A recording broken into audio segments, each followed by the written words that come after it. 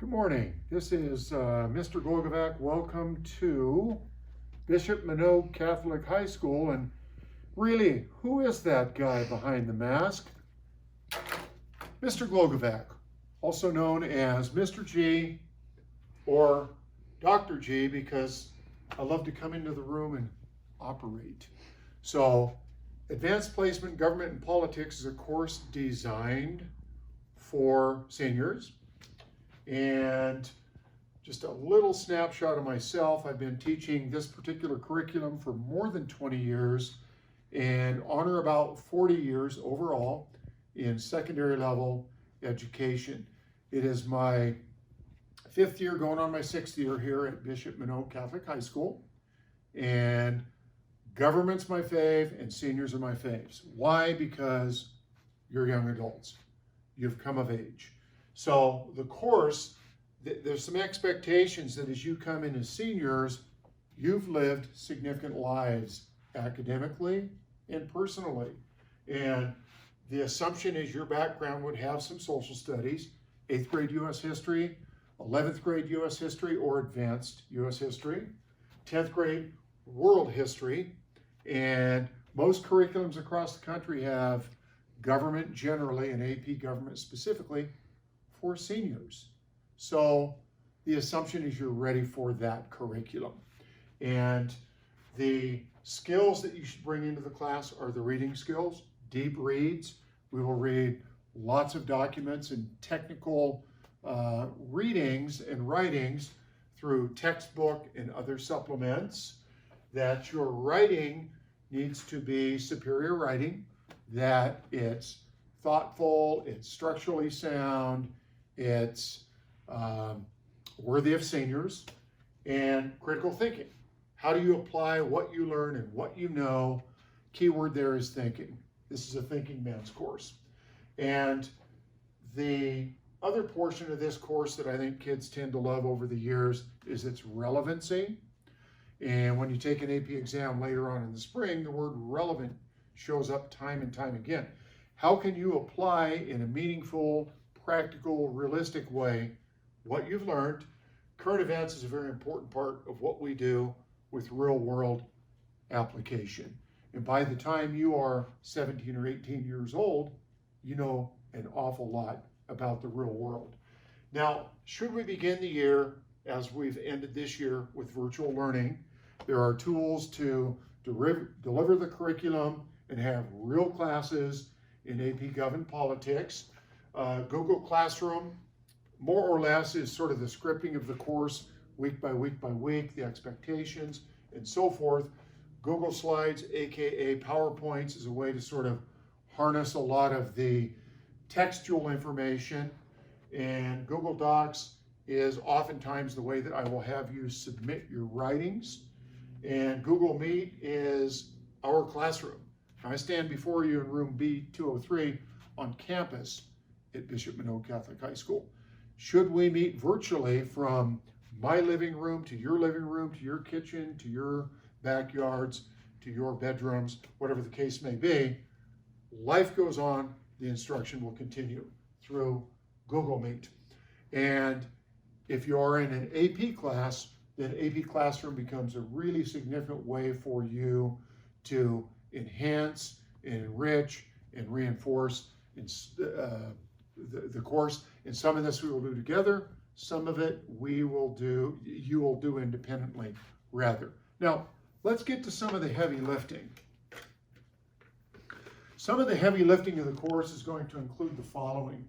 You see I have little hearts beating all over the board here because I love this stuff and you will learn to love the stuff too.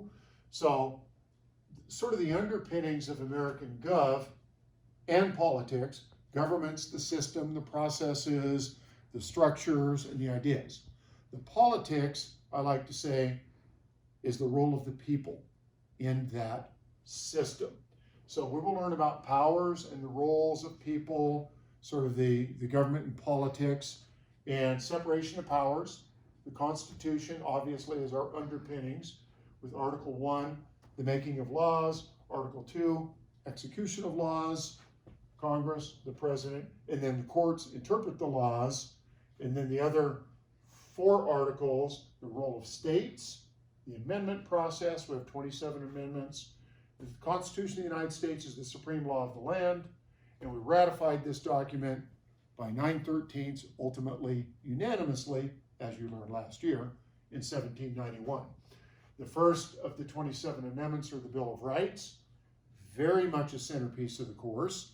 And my assumption as your AP instructor is that you know a lot of information and concepts already. And so we just sort of take your games to the next level. Checks and balances. Are you dizzy yet? Checks and balances, checks and balances.